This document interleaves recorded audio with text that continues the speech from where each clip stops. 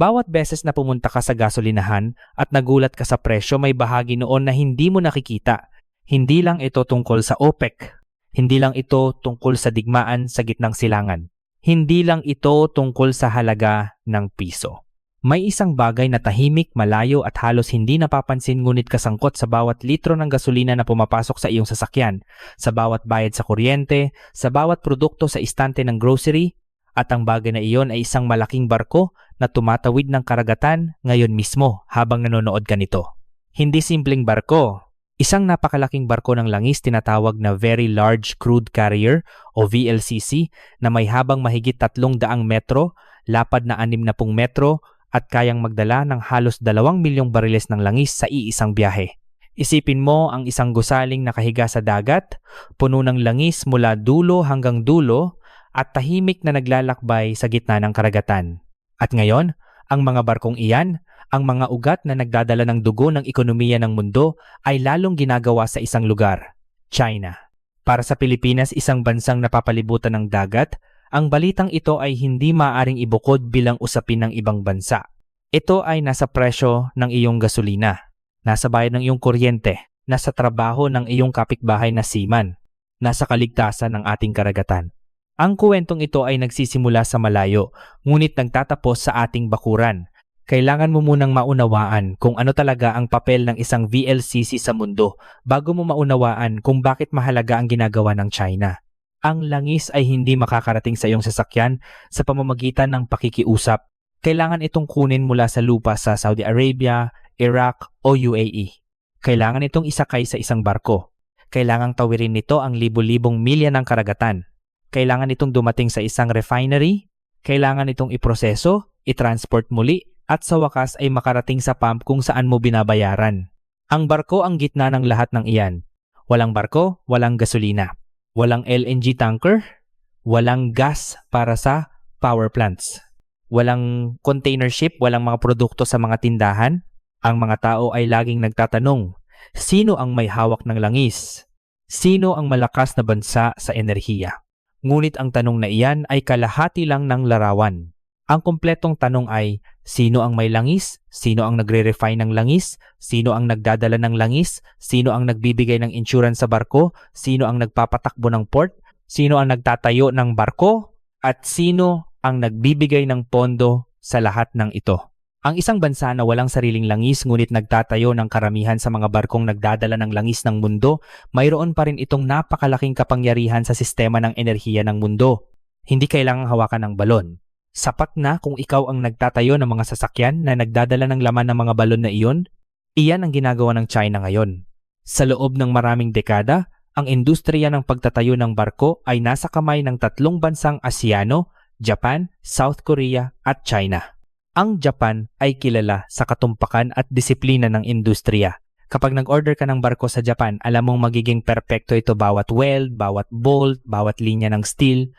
Ang South Korea naman ay naging hari ng mga high-value na barko, lalo na ang LNG carriers, ang mga barko na nagdadala ng liquefied natural gas, na ang gawa at teknolohiya ay kabilang sa pinakamahirap sa buong industriya. Ang China ay dumating bilang huli sa 3. Noong simula, ang kanilang kalamangan ay simpleng kilala. Mura, maraming manggagawa, mas mababang gastos, mas mabilis na produksyon sa mas simpleng uri ng mga barko. Ngunit ang maling pagpapalagay ng kanluran ng Amerika, ng Europe, ng kanilang mga industriya ay akala nila na doon lang matatapos ang kwento, na ang China ay magiging manggagawa lamang, hindi manlilikhain, na ang presyo ay ang tanging armas nila. Hindi nila nakita ang mas malalim na plano. Ang China ay hindi lang nagtatayo ng mga shipyard, nagtatayo sila ng isang buong ecosystem. Steel mills na nagbibigay ng hilaw na materyales para sa mga barko, mga bangko na nagbibigay ng pondo sa mga buyer para makabili ng barko, mga kumpanya ng shipping na gumagamit ng kanilang sariling mga barko, mga research institute na nagde-develop ng bagong teknolohiya, mga universidad na nagpo-produce ng mga inhinyero, mga port na tumatanggap ng kanilang mga barko, mga sistema ng AI at robotics para mapabilis ang konstruksyon. Hindi isang industriya ang itinayo ng China. Isang kabihasnan ng pagtatayo ng barko ang itinayo nila mula sa simula hanggang katapusan ng bawat transaksyon. At ngayon, Ang resulta ay malinaw. At ang China ay nagtatayo ng higit sa kalahati ng lahat ng mga bagong barko sa buong mundo. Sa ilang kategorya ng malalaking barko, ang kanilang bahagi ay mas mataas pa. Ang kanilang order books, ang listahan ng mga barkong naka-order na ngunit hindi pa nagagawa, ay nagbibigay sa kanila ng garantisadong trabaho para sa mga darating na taon. Hindi ito nangyari sa isang gabi. At hindi rin ito nangyari dahil lang mura sila. Nangyari ito dahil nagplano sila ng matagal, namuhunan sila ng malaki, at hindi sila tumigil kahit may mga taon na pagkatalo. Ngayon, gamitin mo ang iyong imahinasyon at pumasok tayo sa loob ng isa sa kanilang mga shipyard. Isipin mo ang isang lugar na mas malaki pa sa maraming bayan dito sa Pilipinas. Libu-libong manggagawa. Daan-daang crane na nakatayo tulad ng mga higanteng puno ng bakal.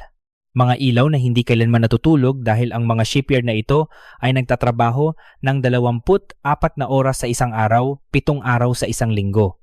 Ang paraan ng pagtatayo ng isang VLCC ay hindi tulad ng iyong maiisip. Hindi ka nagsisimula mula sa ilalim at nagtatayo pataas, tulad ng bahay. Sa halip, ang barko ay nahahati sa daan-daang malalaking bloke ng bakal, bawat isa ay may timbang na daan-daang tonelada, bawat isa ay parang isang malaking silid o isang bahagi ng katawan ng barko. Ang mga blokeng ito ay ginagawa ng sabay-sabay sa iba't ibang bahagi ng shipyard. Sa isang sulok, ang mga manggagawa at robot ay nagwe-weld ng balangkas ng isang seksyon ng hull ng barko. Sa kabilang sulok, ang mga teknikal na koponan ay naglalagay ng tubing at piping sa loob ng isa pang bloke. Sa ibang lugar, ang electrical systems, sensors at coating ay inihahanda bago pa man ang bloke ay isama sa pangunahing istruktura. At pagkatapos, kapag handa na ang lahat ng mga bloke, ang mga napakalaking crane ay gumagawa ng isang bagay na kapani-paniwalang kahanga-hanga. Iniaangat nila ang bawat bloke na puno ng bakal, may timbang na daan-daang tonelada, at inilalagay ito sa tamang posisyon. Iniugnay sa ibang mga bloke tulad ng isang napakalaking Lego set na ginawa ng mga higante. Ngunit hindi ito ordinaryong Lego. Ang bawat junction ng dalawang bloke ay kailangang perpekto hanggang sa ilang milimetro. Ang isang error na kahit ilan lang na milimetro sa pagitan ng dalawang section ng hull ay maaaring maging malaking problema pagdating ng barko sa karagatan sa ilalim ng presyon ng tubig sa gitna ng bagyo, sa loob ng ilang taon ng patuloy na operasyon. Iyan ang dahilan kung bakit ang mga modernong shipyard ng China ay hindi lang umaasa sa kakayahan ng kanilang mga manggagawa. Gumagamit sila ng isang bagay na mas walang pagod, mas tumpak, at mas hindi nagkakamali kaysa sa anumang tao. Data, algorithm, sensor, at robot. Sa buong shipyard, may mga sensor na nagmamasid sa bawat bloke, ang anggulo, ang posisyon, ang pag-aalis mula sa tamang linya. Ang mga AI system ay nag-analyze ng lahat ng impormasyong ito sa real time, nagbibigay ng babala kung may anomalya, at nagsusuggest ng mga adjustment bago pa maging problema ang isang maliit na pagkakamali. Ang mga welding robot ay hindi kailangang magpahinga. Hindi sila napapagod. Hindi sila nawawalan ng konsentrasyon pagkatapos ng ilang oras na paulit-ulit na trabaho sa init at sa amoy ng metal. Maaari nilang ulitin ang parehong eksaktong galaw ng paghahawak ng libu-libong beses ng walang pagbaba ng kalidad. Ang resulta, mas mabilis na pagtatayo, mas kaunting pagkakamali, at mas maiipon na kaalaman sa bawat barko na natapos dahil lahat ng datos ay naiimbak, naaral, at ginagamit para mapahusay ang susunod na barko. Hindi ito simpleng industriya ng bakal. Ito ay isang data-driven na pabrika na ang produkto ay mga higanteng sasakyan ng karagatan. At sa loob ng bawat sasakyang iyon ay isang puso na kailangang tumibok ng 3 hanggang 30 taon nang walang tigil. Ang makina ng isang VLCC ay isa sa pinakamalaking diesel engine na nariyan sa mundo. Hindi ito gumagana tulad ng makina ng sasakyan o kahit ng ordinaryong generator. Ito ay isang 2-stroke na halimaw ng makina na ang 3 palapag lang ay maaaring pumatay sa impresyon ng anumang makinarya na nakita mo sa buhay mo. Ngunit hindi ang lakas ang pinakamahalagang bahagi ng makina ng isang VLCC, ang pinakamahalagang bagay ay kahusayan, ekonomiya ng galaw. Ang isang malaking barko ay nagtatrabaho ng maraming taon. Sa bawat biyahe, ginagastos nito ang milyon-milyong pisong halaga ng gasolina. Ang pagkakaiba ng isang makina na gumagamit ng 10% mas kaunting gasolina kaysa sa iba ay hindi maliit na halaga sa loob ng 30 taon ng operasyon ng isang barko. Ang savings na iyon ay nagiging isang napakalaking numero. Iyon ang dahilan kung bakit ang mga shipbuilder kasama ang China ay namumuhunan ng malaki sa optimization ng makina, sa disenyo ng propeller, sa hull coating na nagpapababa ng friction sa tubig. Hindi lang ito tungkol sa pagtatayo ng barko. Ito ay tungkol sa pagtatayo ng barko na magiging mas mura at mas mapagkompetensya sa buong buhay nito. Ang propeller ng isang VLCC ay karaniwang higit sa 10 metro ang diameter at may timbang na mahigit 100 tonelada.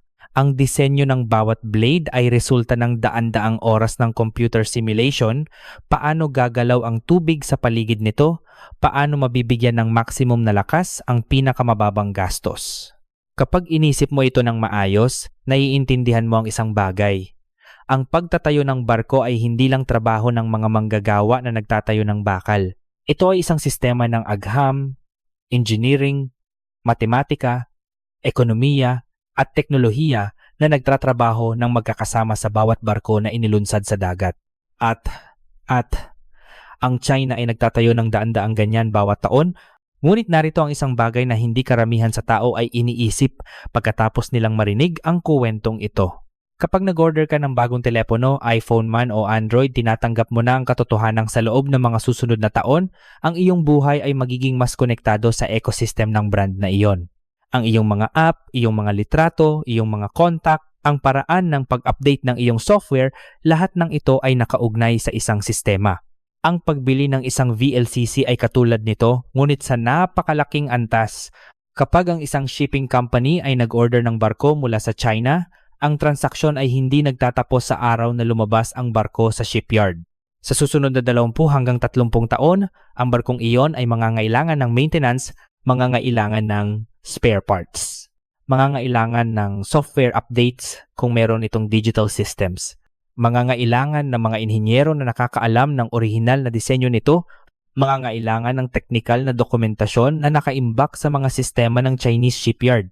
Kung ang barkong iyon ay may AI-based monitoring system na lalong common ngayon, maaaring kailangan pa nito ng patuloy na koneksyon sa infrastruktura ng datos ng supplier para gumana ng tama.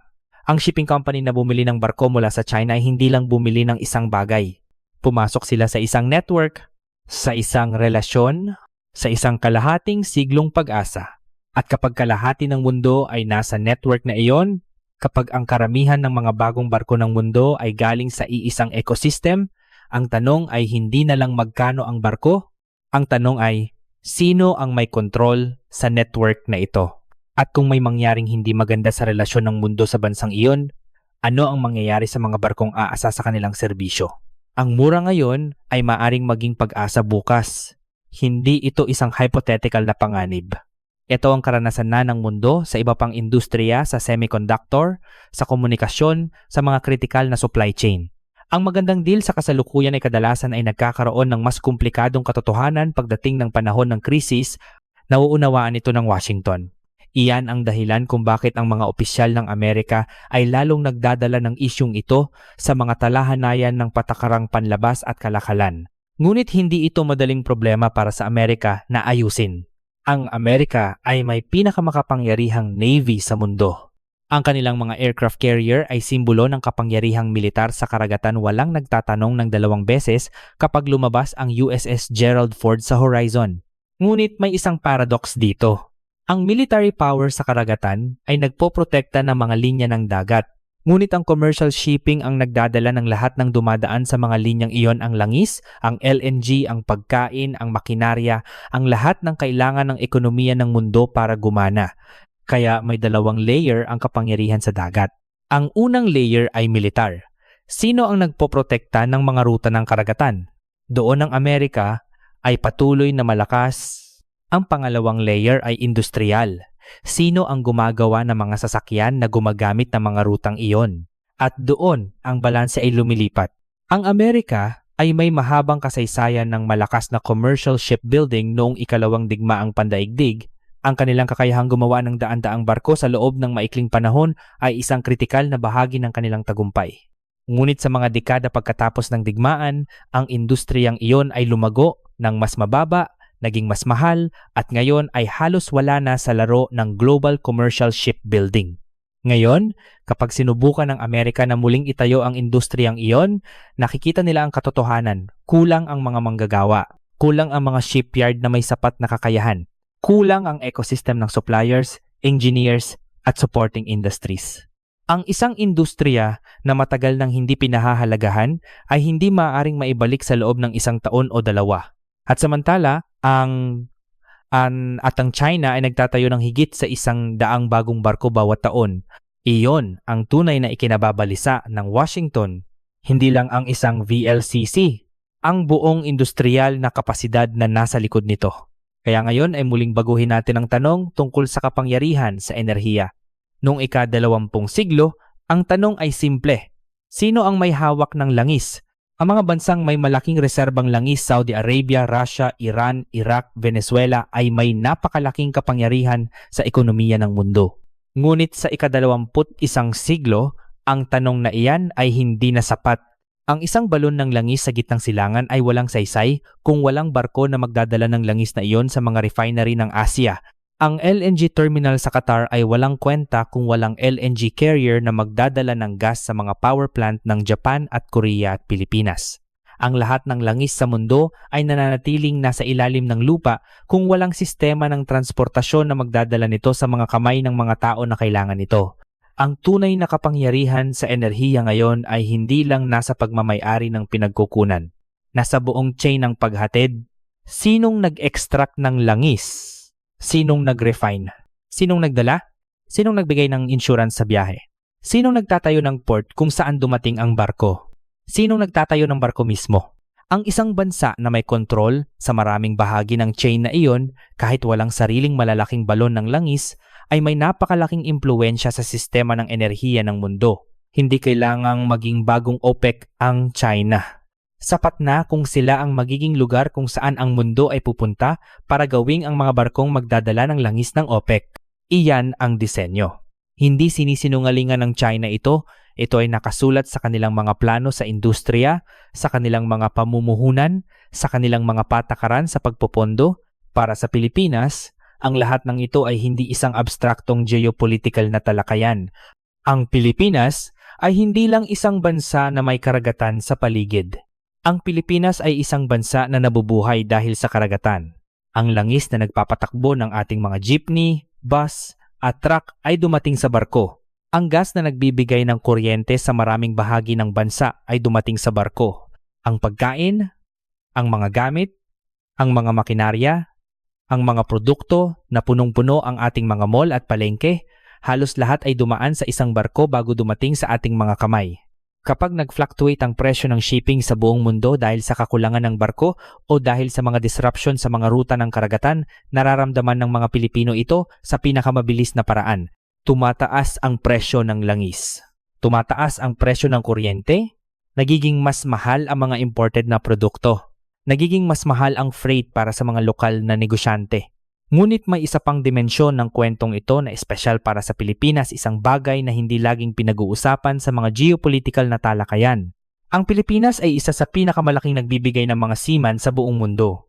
Daan-daang libong Pilipino ang nagtatrayaho ngayon sa mga barko na tumatawid ng mga karagatan ng mundo bilang kapitan, opisyal, inhenyero, cook, crew. Ang mga pamilyang ito ay nagpapadala ng bilyon-bilyong piso sa bansa bawat taon.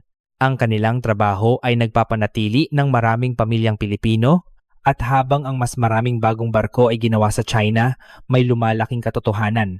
Ang mas maraming barko na matatrabahuhan ng mga Pilipinong seaman ay gagawin sa ilalim ng Chinese shipbuilding ecosystem.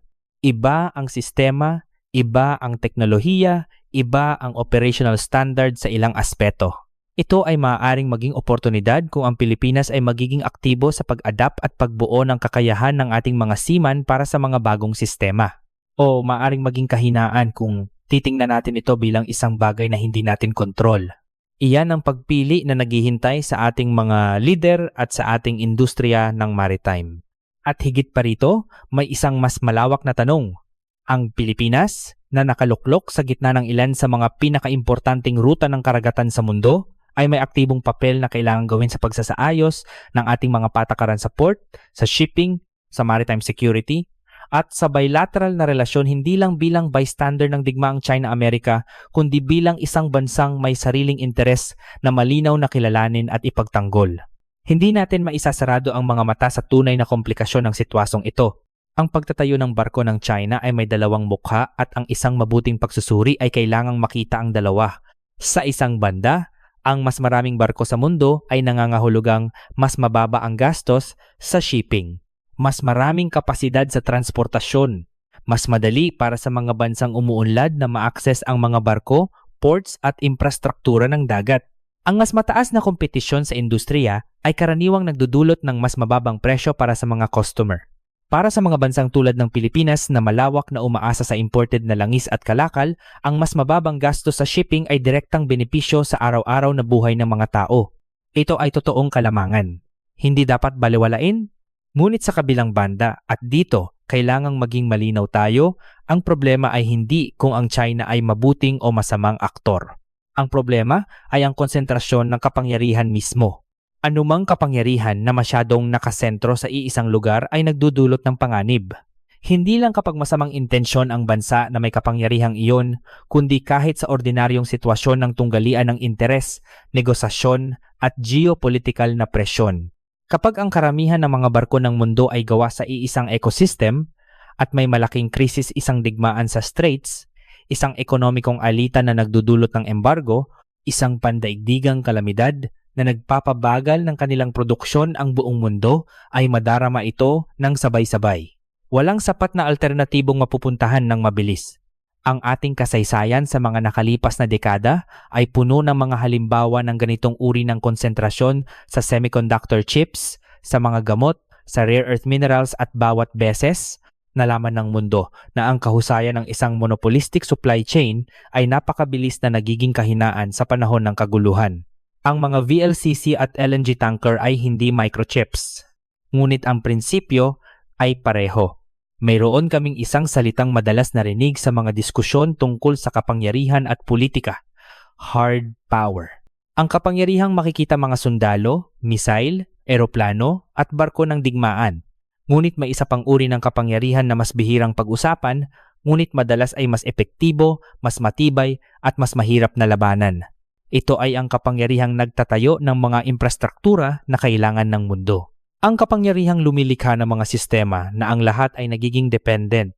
Ang kapangyarihang nagpupwede ng mga kondisyon kung saan hindi sa pamamagitan ng pagbabanta o pagbabaril ang ibang mga bansa ay natural na nagiging mas konektado sa iyong interes, mas nag-iingat na humatol sa iyong aksyon, mas gusto ang pagpapanatili ng relasyon kaysa sa pagharap sa kanilang galit.